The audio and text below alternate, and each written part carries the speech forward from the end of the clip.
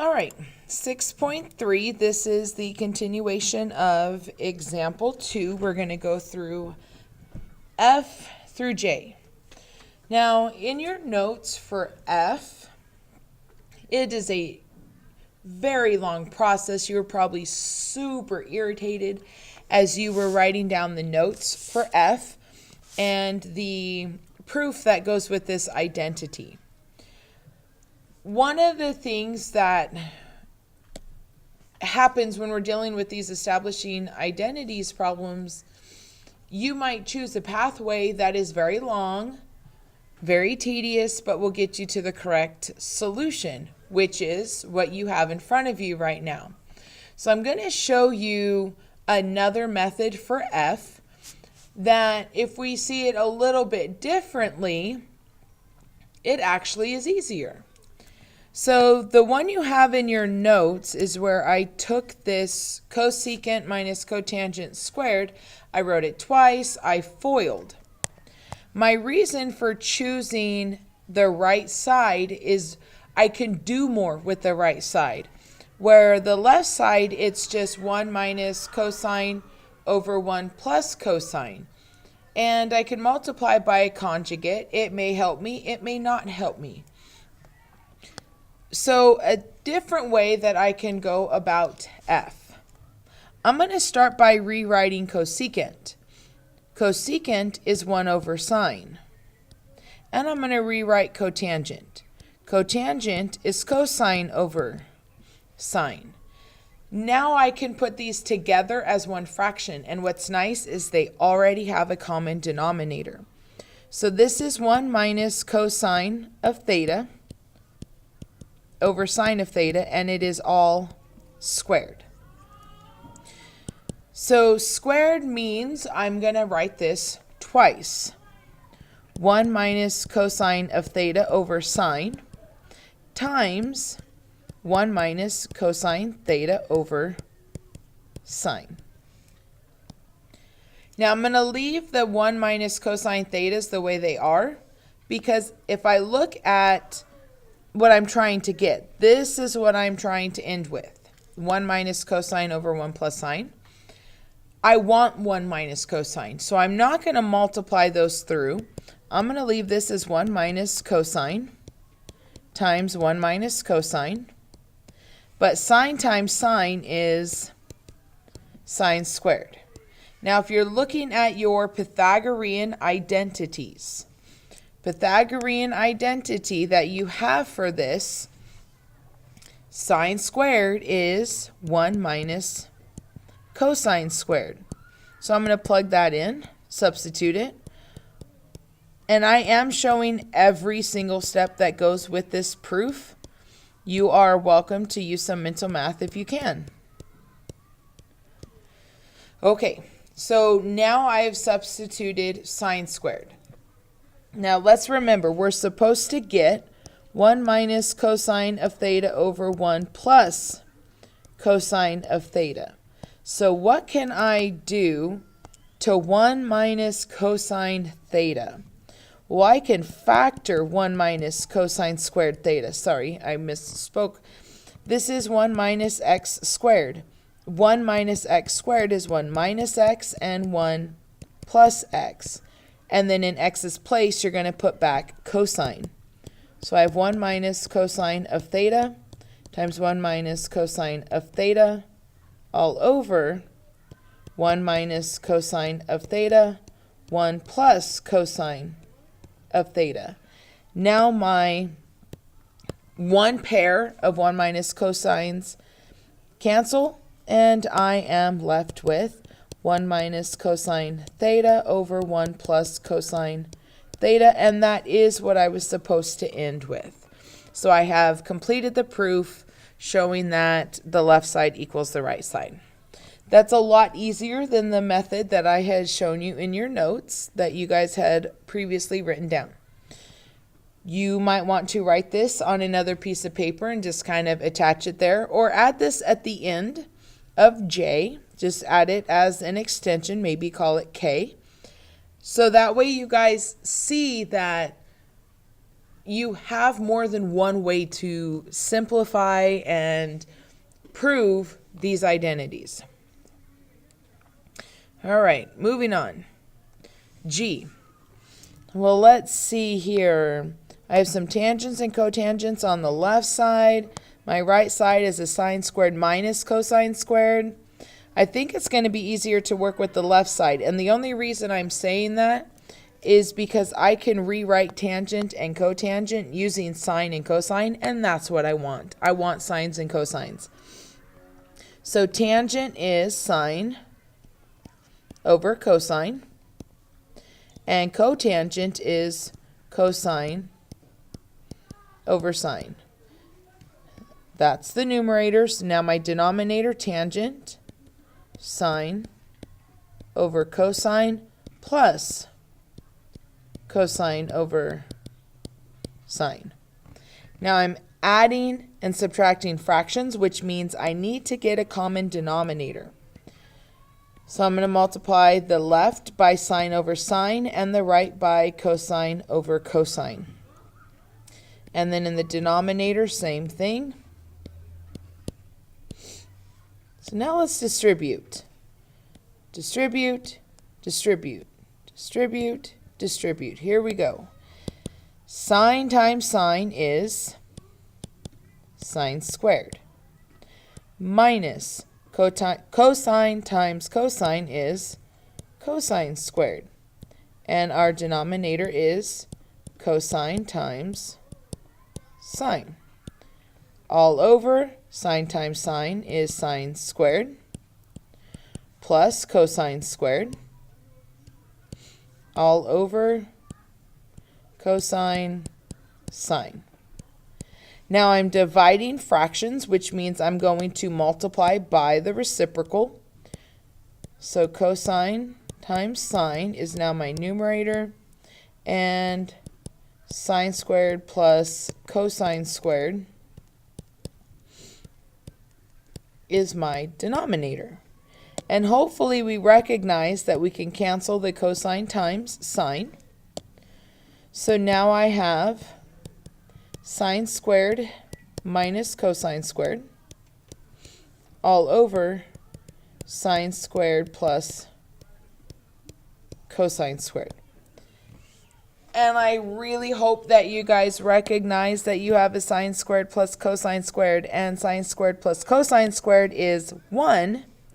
Therefore, I am left with sine squared minus cosine squared. And that is what I was supposed to end with. So I have completed this proof. Be writing down questions that you have.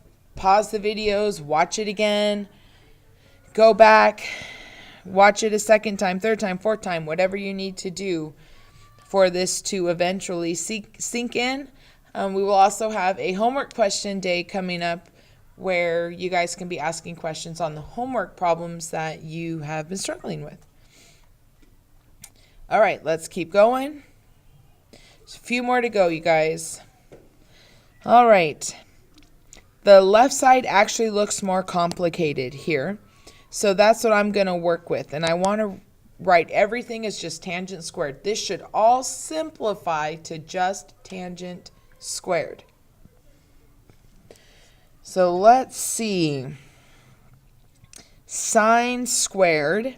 I know sine squared is 1 minus cosine squared, but I'm not sure if that is going to help me much. So I think what I'm going to do is leave the sine squared. And sometimes, you guys, it's a guessing game. What might be the best way? So I'm leaving the sine squared, but tangent I'm going to rewrite as sine over cosine.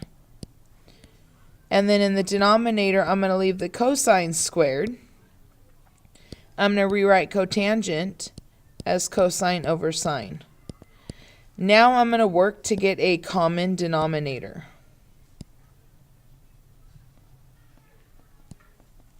All right, so I want my common denominator here. I'm going to put a 1 underneath the sine squared and the cosine squared. So here I just have to multiply by cosine. Here I just have to multiply by sine. So let's see what we get.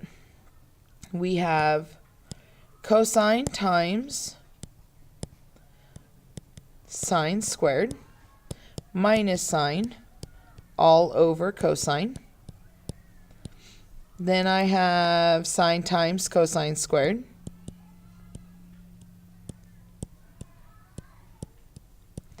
minus cosine all over sine.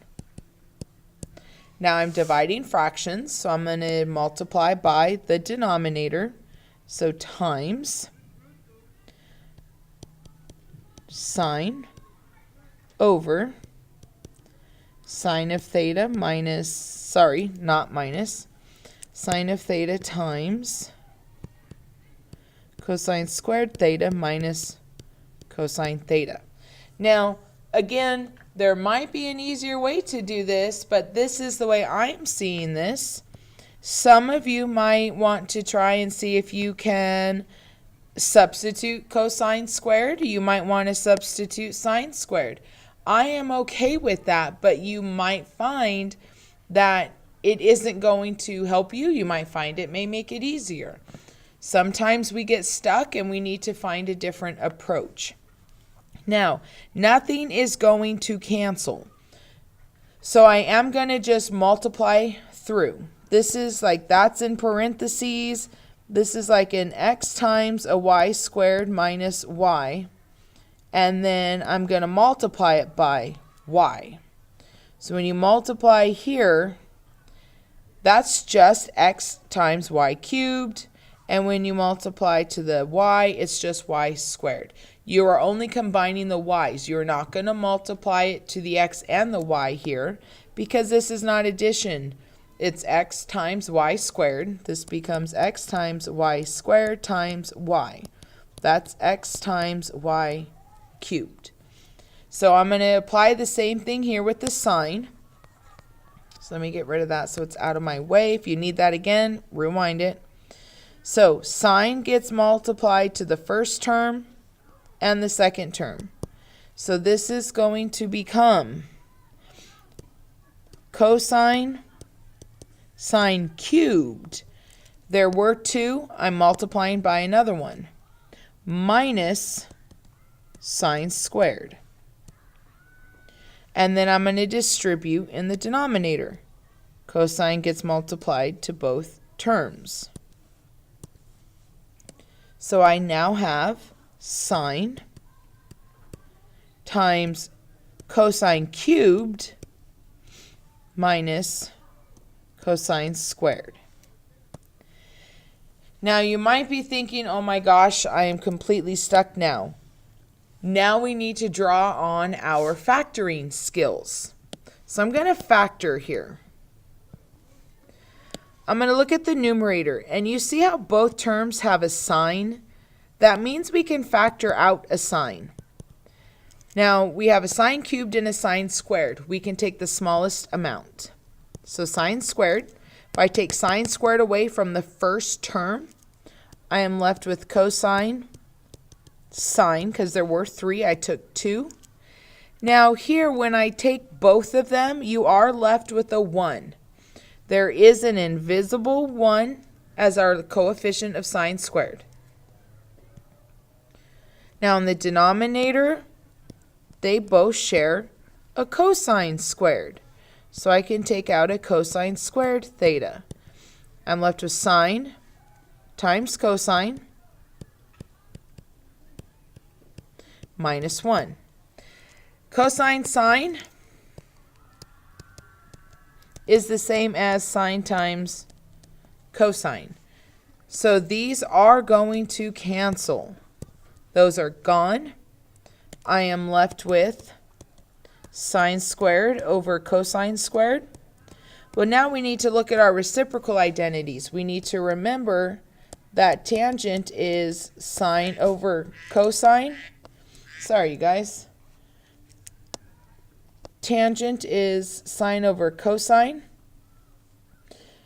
Well, I have sine over cosine, but they're squared, which is going to make this a tangent squared theta, which is what I needed to end with. So this one was a long process, and the factoring, you really had to be paying attention to what you had, and you had to also know how to multiply, work through the problem, the algebra part. Take your time, you guys. This is not a race. It absolutely is not a race. All right, last two. So in I, we want to show the left side is going to equal secant times cosecant. This one's not so bad. It's two fractions being subtracted, so I need a common denominator. I'm going to multiply the left fraction by cosine and the right fraction by sine. I am going to distribute, since I want everything to simplify down to secant and cosecant. I need to distribute to see what I have and what I can cancel, what I can combine. So first I'm going to have cosine sine plus cosine squared. So this is just from this first fraction, all over cosine sine, minus, distribute, cosine times sine, minus sine squared, all over cosine sine. So now I have my common denominator, and I can start combining things. One of the things we need to notice is you are subtracting, so this negative must be distributed to both of those second terms. So this will end up making this. I'm going to shorten this up a little bit. I'm not going to rewrite this whole thing. This becomes negative. The second term becomes positive. So I have a cosine sine minus a cosine sine. That's going to cancel. Those are gone. And I am going to be left with cosine squared. Now the sine squared became positive, so plus sine squared, all over cosine sine. This is a Pythagorean identity. Sine squared theta plus cosine squared theta equals 1. So in its place, this is going to become 1 over cosine theta sine theta. And now, well, let's see. I want to end with secant and cosecant. I can write this as two fractions. This is 1 over cosine times 1 over sine. And guess what 1 over cosine is? Secant. And 1 over sine is cosecant. So I have finished my proof. I got where I needed to be. No mistakes. Took my time. Right identities. Multiplied correctly. Canceled things correctly. And it worked out nice. Last one. Finally, you guys? The rest of the establishing the identities in this chapter are not as bad as these. This is your first look at it. And the more we practice the identities, the easier it actually becomes. Hopefully, you don't give up on this. So we're going to show that these functions are identically equal, which means I'm going to take both of these and set them equal to each other. I want f of x to equal g of x. So cosine of x times cotangent of x equals cosecant of x minus sine of x. All right, here we go. Let's see. I don't know which side I really want to start with. I'm not sure it really matters here. I'm going to start with the left side only because it's multiplication. Then I don't have to worry about a common denominator. Where if you're going to work with the right side, you're subtracting, and you might need a common denominator. So let's see.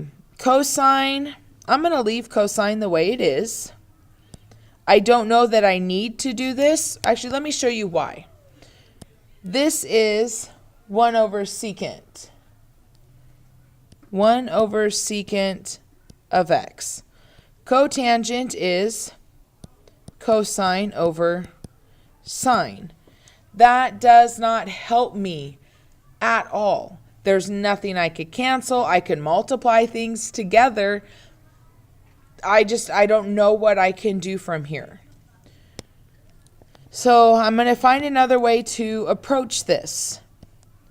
So cosine I'm going to leave. Cotangent becomes cosine over sine. Now I can put a 1 under the first cosine and I can multiply. Cosine times cosine is cosine squared. And 1 times sine is sine. Now cosine squared, if you look at your Pythagorean identities, cosine squared is 1 minus sine squared all over sine.